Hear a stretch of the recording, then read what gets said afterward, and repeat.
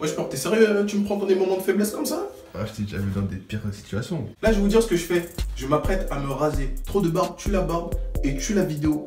Ensuite, est-ce que t'es d'accord avec moi? Je suis totalement d'accord. De toute façon, on veut pas de ton avis. Mais j'ai pas de barbe. Tu te tais. Donc là, en fait, je vous explique. Je tenais à faire une vidéo, mais je ne peux pas rester avec cette barbe aussi épaisse. Et comme par hasard, j'ai été contacté par Bron. Bron, c'est le futur. En fait, j'étais tellement pressé de l'utiliser, j'ai commencé à l'ouvrir. Manque de professionnalisme. C'est pour ça que je peux pas faire de lifestyle, mec. Bron, merci. Tu te rends compte que c'est au moment où je veux me raser qu'il m'envoie une tondeuse? Vas-y. Attends, déjà, est-ce que je suis bien en 11? Je suis à 11. Voilà, merci, merci Bron. Vraiment, vous avez fait un taf de ouf, c'est doux, c'est parfait. Merci, merci beaucoup. Moi aussi, je suis content que tu puisses te raser tout seul. C'est moi le boss ici.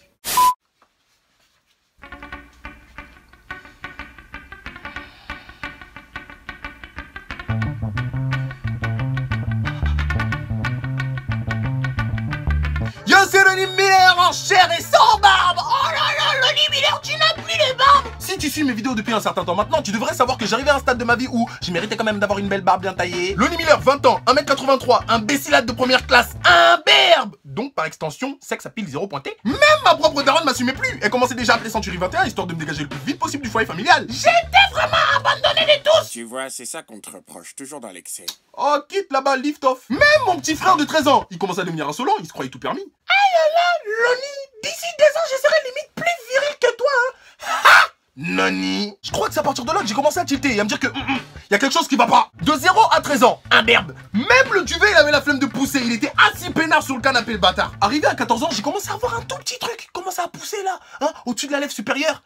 Une sorte de moustache, mais pas assez épaisse pour qu'on l'appelle comme telle. C'était entre le duvet et la moustache. Un mouvet. Tu prends la première syllabe de moustache, tu prends la deuxième syllabe de duvet, ça fait mouvet. Ou sinon tu prends mauvais, t'enlèves mot, tu mets mou, ça fait mouvet. Le mouvet était vilain. Et je pèse mes mots. On aurait dit un vieux tonton congolais qui se prenait pour Escobar. Alors là, 2 options s'offraient à moi. C'était pas ça. Soit je redevenais un berbe, de toute façon, au point où j'en étais, c'était le meilleur choix que je pouvais faire. Soit je laissais le mouvet pour voir jusqu'où pouvait aller le délire. Je vous laisse deviner le choix final. Je ne suis pas fier du tout. C'était dégueulasse. Je t'assure, même un marcheur blanc dans Game of Thrones, c'était plus beau que moi. J'avais des poils qui étaient plus longs que d'autres. J'avais carrément des trous dans la barbe, des parties de mes joues où il n'y avait pas de barbe. Ah ouais, tranquille. J'avais des zones déclarées sécurisées. Du coup, qu'est-ce que je faisais? Je faisais exactement la même chose que tous les garçons frustrés de mon collège. Je rasais sur les côtés pour laisser place à la moustache. Et un vieux truc, un vieux bouc là tout dégueulasse. Quand ta moustache et ton bouc ont des allures de poils de crinière de cheval, on se la pète pas. Arrivé vers 18-19 ans, j'ai vraiment commencé à avoir de la barbe. Enfin! Cependant, la vie a encore décidé de te faire chier toujours un peu plus parce que c'est toi, hein. Je vais y aller doucement pour que vous compreniez. En fait, la barbe fonctionne un peu comme les cheveux. C'est-à-dire que nous, les Renois, quand on peigne pas nos cheveux, c'est pas beau. C'est pas beau, du tout, c'est vilain. Ça fait des graines, des sortes de groupes. T'as constamment l'impression qu'ils ont besoin de faire des petits groupes à chaque fois. Bah la barbe, c'est la même chose. J'ai vraiment tout essayé, l'huile de coco, l'huile de ricin, l'huile d'essence. Ça veut pas marcher. Pour moi, c'est juste de la graisse que tu mets sur tes joues, point. Les post-bas de barbe noire là que vous voyez sur les réseaux sociaux, des beaux Renois qui ont des barbes toutes lisses, toutes soyeuses là, c'est qu'aux États-Unis. On est en France. La pollution.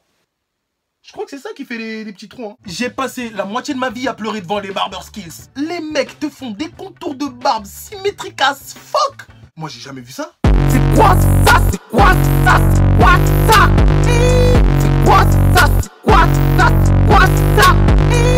D'ailleurs, petite question. Pourquoi les coiffeurs à la fin, ils font des fiers comme s'ils venaient de terminer un freestyle dans le cercle de Fianso? Mais il y en a, ce sont des perles. Maintenant, j'ai limite l'impression que ça va être le concours de celui qui va faire le meilleur skill avec la meilleure célébration à la fin. C'est quoi ça? C'est quoi ça? C'est quoi ça? C'est quoi ça? C'est quoi ça? C'est quoi ça? C'est quoi ça? C'est quoi ça? C'est quoi ça? C'est quoi ça? C'est quoi ça? C'est quoi ça?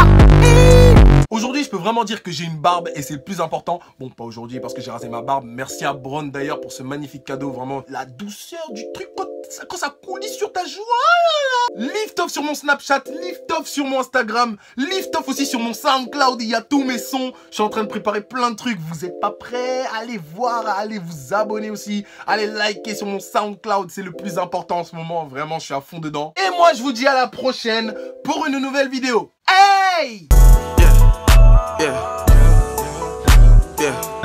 And I got a colorful aura, like I got neon guts.